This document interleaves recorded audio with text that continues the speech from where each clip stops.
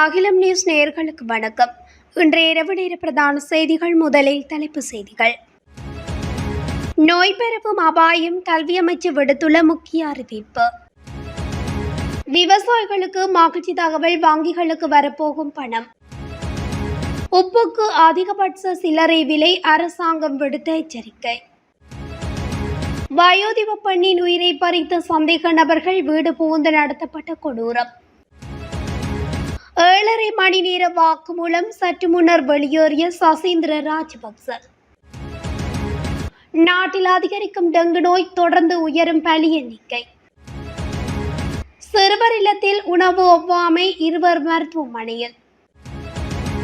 பெருந்தோட்ட பகுதிகளிலும் பாடசாலைகளை மாத்திரம் இலக்கு வைத்து அரசாங்கம் பல வேலை திட்டம் முன்னெடுக்கிறது. மாதுர சினவரத்ன தெரிவிப்பு.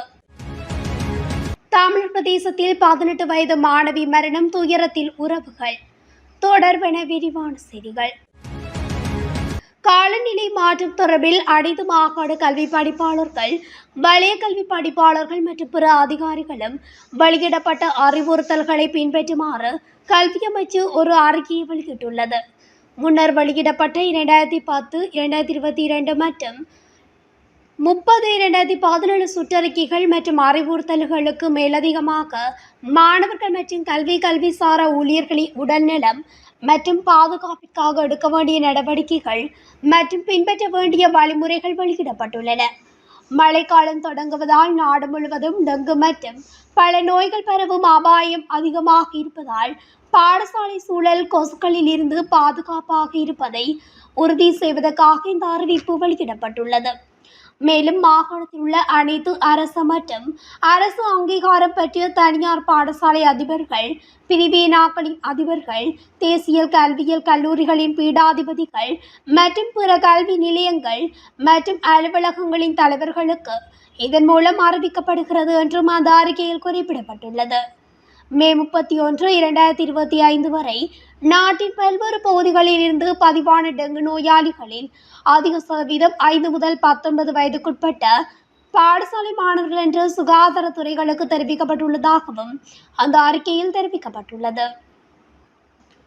நாட்டில் மழையால் சேதமடைந்த பயிர்களுக்கு ஹெக்டேருக்கு அதிகபட்சமாக 1 லட்சம் ரூபாய் வரை இழப்பீடு வழங்கப்படும் என்று வேளாண்மை மற்றும் விவசாய காப்பீட்டு வாரியத்தின் தலைவர் பேமஸ்ரீ ஜெயசிங்கராஜி தெரிவித்துள்ளார். நெல், சோளம், உருளைக்கிழங்கு, வெங்காயம், போஞ்சி மற்றும் பச்சை மிளகாய் ஆகிய பயிர்ச்செய்கைகளுக்கு ஏற்பட்ட சேதங்களுக்கே இழப்பீடுகள் வழங்கப்பட உள்ளன. மேலும் பயிர்ச்சேத மதிப்பீடு தற்போது மேற்கொள்ளப்பட்டு வருவதாகவும் அவர் சுட்டிக்காட்டியுள்ளார். அத்தோடு இதற்காக சிறப்பு குழுக்கள் நிறுத்தப்பட்டுள்ளதாகவும் பேமஸ்ரீ ஜெயசிங்கராஜி குறிப்பிட்டுள்ளார்.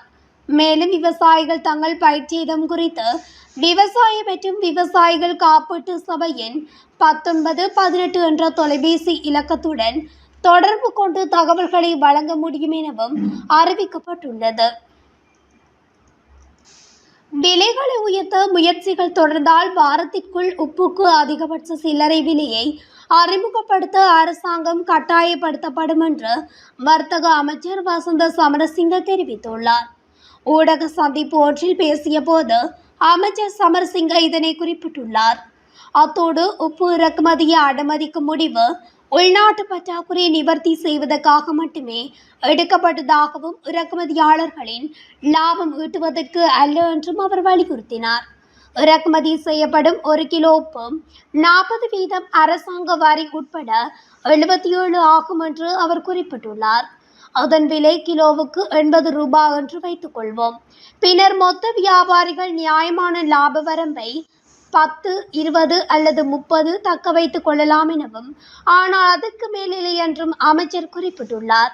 தற்போதைய பற்றாக்குறையை பயன்படுத்திக் கொள்வதற்கு எதிராக எச்சரித்த சமரசிங்க, இறக்குமதியாளர்கள் சூழ்நிலையை பயன்படுத்தி செயற்கை விலை உயர்வை உருவாக்க முயற்சித்தால் விலை உச்ச வரம்பை நிர்ணயிக்க நாங்கள் தயங்க மாட்டோம் என்றும் குறிப்பிட்டுள்ளார். கம்பகாவில் மகாபாகி போலீஸ் பிரிவுக்குட்பட்ட தேரக பொக்குன பிரதேசத்தில் உள்ள வீடொன்றில் கழுத்து நெரித்து பெண்ணொருவர் கொலை செய்யப்பட்டுள்ளதாக மகாபாகி போலீசார் தெரிவித்தனர். இந்த கொலை நேற்று காலை இடம்பெற்றுள்ளது. மகாபாகி கெரக பொக்குன பிரதேசத்தைச் சேர்ந்த 63 வயதுடைய பெண்ணே கொலை செய்யப்பட்டுள்ளார். சம்பவத்தை அடுத்து வீட்டில் இருந்த தங்க நகைகளும் காணாமல் போயுள்ளதாக போலீஸ் விசாரணையில் தெரிய வந்துள்ளது. கொலையாளி வீட்டில் இருந்த தங்க நகைகளை திருடிச் சென்றிருக்கலாம் என போலீசார் சந்தேகிக்கின்றனர். இந்நிலையில் கொலை செய்யப்பட்ட பெண்ணின் சடலம் ராகமை வைத்தியசாலையின் பிரேத அறையில் வைக்கப்பட்டுள்ளதாக தெரிவிக்கப்படுகின்றது. கொலையாளி தொடர்பில் இதுவரை எந்தவித தகவல்களும் கண்டறியப்படவில்லை என போலீசார் மேலும் தெரிவித்தனர்.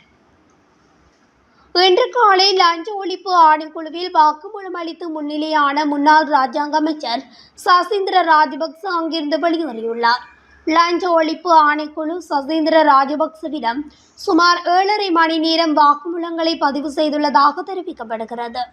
சீன நிறுவனம் ஒன்றிடமிருந்து தரமற்ற கரிமூர கப்பலை இறக்குமதி செய்ததன் மூலம் அரசாங்கத்திற்கு நஷ்டம் ஏற்படுத்திய சம்பவம் தொடர்பாக லஞ்ச ஒழிப்பு ஆணைக்குழுவின் விசாரணை தொடர்பாக இந்த அழைப்பாணை விடுக்கப்பட்டுள்ளதாக தெரிவிக்கப்படுகிறது.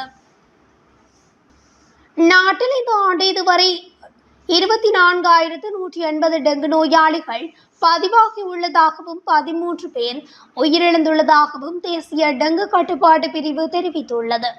அதன்படி கொழும்பு, கம்பகா, ரத்தினபுரி, கண்டி மற்றும் மட்டக்களப்பு மாவட்டங்களில் அதிக எண்ணிக்கையிலான டெங்கு நோயாளிகள் பதிவாகியுள்ளதாக வைத்திய நிபுணர் பிரசீலா சமரவீர தெரிவித்துள்ளார்.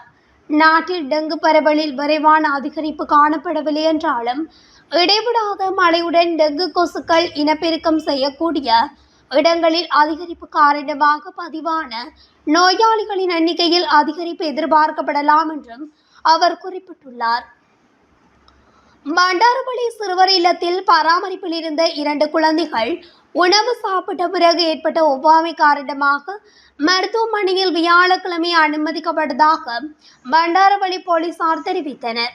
மருத்துவமனையில் அனுமதிக்கப்பட்ட குழந்தைகள் 2.5 வயது மற்றும் 5 வயதுடையவர்கள் என கூறப்படுகின்றது. மேலும் சம்பவம் தொடர்பில் பண்டாரவளை போலீசார் விசாரணைகளை மேற்கொண்டு வருகின்றனர். பெருந்தோட்ட பகுதிகளில் உள்ள பாடசாலைகளில் நிலவும் குறைபாடுகளை நிவர்த்தி செய்வதற்கு நடவடிக்கை எடுக்கப்பட்டு வருவதாக கல்வி மற்றும் உயர்கல்வி பிரதி அமைச்சர் மதுர செனவரத்ன தெரிவித்துள்ளார்.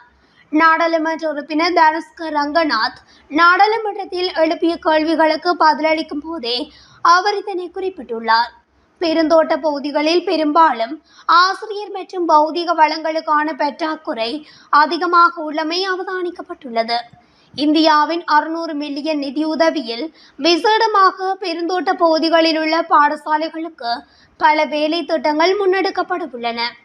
இதனை விட பாதீட்டில் ஒதுக்கப்பட்டுள்ள 30 மில்லியன் ரூபாவும் மேலும் ஒரு வேலை திட்டத்தினூடாக 10 மில்லியன் ரூபாவுக்கும் பெருந்தோட்ட பகுதிகளுக்கான ஆசிரியர்களை பயிற்றுவிப்பதற்கு பயன்படுத்தப்பட உள்ளது. இத்தகைய உறுதியான பணிகள் அரசாங்கத்தினால் பெருந்தோட்ட பகுதியில் உள்ள பாடசாலைகளுக்காக முன்னெடுக்கப்பட உள்ளன. எனவே பெருந்தோட்ட பகுதிகளிலும் பாடசாலைகளை மாத்திரம் இலக்கு வைத்து அரசாங்கம் பல வேலை திட்டங்களை தற்போது முன்னெடுத்துள்ளதாகவும் கல்வி மற்றும் உயர்கல்வி பிரதி அமைச்சர் மதுர செனவரத்ன தெரிவித்துள்ளார். கிளிநொச்சி பூநகரி பிரதேசத்தில் உயர்தர பரீட்சைக்கு தோற்றிய மாணவி உயிரிழந்துள்ளார். உயர்தரத்தில் விஞ்ஞான படத்தில் கல்வி கற்கும் 18 வயதுடைய மாணவியே உயிரிழந்துள்ளார். கிளி முழங்காவில் தேசிய பாடசாலையில் 2ஆம் வருட மாணவியாக கல்வியினை தொடர்ந்து வந்த பூநகரி இரணி மாதா நகரினை பிறப்பிடமாக கொண்ட மாணவி நேற்றைய தினம் உடல்நலக்குறைவால் மரணமடைந்துள்ளார். இந்நிலையில் மாணவியின் மரணம் உறவுகள் மத்தியில் பெரும் சோகத்தை ஏற்படுத்தியுள்ளது. இத்துடன் அகிலம் நியூஸின் இன்றைய பிரதான செய்திகள் நிறைவடைகின்றன. தொடர்ச்சியாக செய்திகளை அறிந்து கொள்ள அகிலம் நியூஸ் ஊடகத்துடன் இணைந்திருங்கள். நன்றி, வணக்கம். அகிலம், மாற்றத்திற்கான மக்கள் குரல். இந்த வீடியோ பிடிச்சிருந்தா லைக் பண்ணுங்க, கமெண்ட் பண்ணுங்க, ஷேர் பண்ணுங்க. மறக்காம கீழே இருக்க பெல் ஐகானை கிளிக் பண்ணுங்க.